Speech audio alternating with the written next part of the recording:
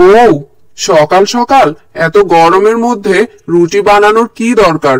তোমাকে তো আমি বলেছি একটু চিড়া বা মুড়ি দিলেই হবে।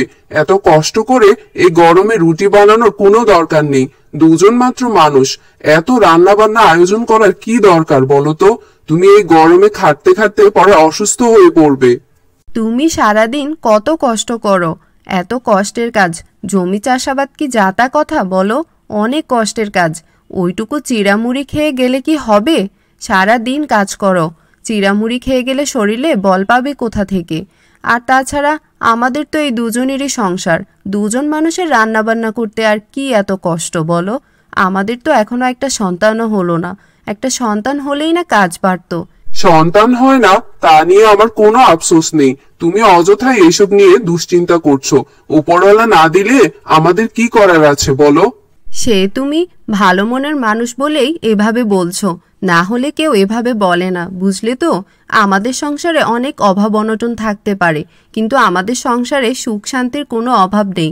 এটার জন্যই আমি অনেক খুশি। ঠিক আছে বউ, আমি কাজে যাচ্ছি। আর তুমি এই গরমে অতিরিক্ত কাজ করতে যেও না, না হলে আবার অসুস্থ হয়ে পড়বে। যতটুকু করার দরকার ওইটুকু করে বিশ্রাম নিও, বুঝলে তো?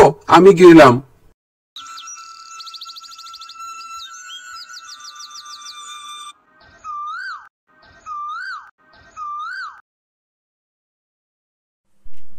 অনেক বড় বাড়ির বউ জবা, অনেক বড় বাড়িতে তার বিয়ে হয়েছে। সংসারে কোনো কিছুরই যেন অভাব নেই, কিন্তু শাশুড়ি, ননদ আর স্বামীর যন্ত্রণায় তার জীবনটা একেবারেই অতিষ্ঠ। সারা দিন কাজ করেও সে কারোরই মন পায় না। এ নিয়ে তার জীবনে খুবই অশান্তি। কেন যে বাবা মা এই বাড়িতে বিয়ে দিয়েছে কে জানে? বড় বাড়ি বলে বিয়ে দিয়েছে। এখানে শুধু বাড়িটাই বড়, সবার মন কত ছোট। সারা দিন আমাকে দিয়ে কত কাজ করায়, তার উপরে একটু খাবারও খেতে দেয় না ঠিক মতো। খালি বড়লোক বাড়িতে মেয়েকে বিয়ে দিলেই হয় না।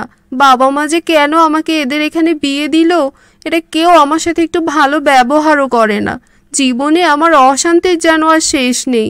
আমার কাছে আর এর থেকে অভাবী মানুষের জীবন অনেক সুন্দর, তারা অনেক সুখে থাকে। সম্পদ দিয়ে কি হবে যদি জীবনে সুখ শান্তিই না থাকে? তুমি রোজ রোজ এত দেরি করে কেন বাড়ি ফিরো? তোমাকে খাবার দিয়ে ঘুমোতে আমার অনেক দেরি হয়ে যায়।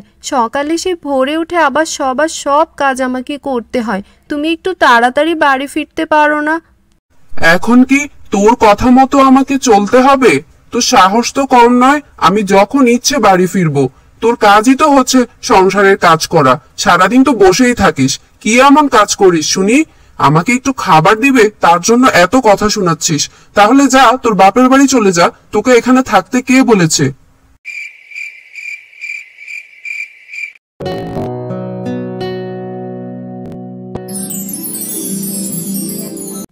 আজকে তোমার পছন্দের চিতই পিঠা রান্না করেছি, তার সাথে গরুর গোস্ত।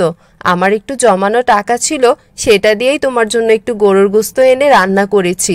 আমাদের অভাব অনটনের সংসার, সবসময় তো আর ভালো খেতে পারি না, তাই আজকে একটু ভালো মন্দ রান্না করলাম। খেয়ে দেখো তো কেমন হয়েছে। কি বলছো? আমিও আজকে আমার জমানো টাকা দিয়ে তোমার জন্য একটা কাপড় কিনে এনেছি। যাই বলো বউ, মানুষের দেখি অনেক বড় বড় দালান কোঠা থাকে, তবুও তারা সুখী নয়। কারণ টাকা রোজগারের নেশা তারা ছাড়তে পারে না। তাদের যত টাকাই থাকুক, তাদের আরো অনেক টাকা লাগবে। কিন্তু দেখো, তাদের জীবনে কোনো সুখ শান্তিই নেই। তারা শুধু টাকা নিয়েই ব্যস্ত। আমাদের জীবনে খুব সুখ শান্তি, বুঝলে তো? আমার তো মনে হয় আমাদের মতো অভাবী সংসারে সবাই সুখেই থাকে। যাদের অনেক টাকা আছে তারা শুধু টাকার চিন্তাই করে। সে তুমি ঠিকই বলেছ, অভাব একদিন ঠিকই চলে যাবে, কিন্তু সুখ শান্তি টাকা দিয়েও কখনো কেনা যায় না।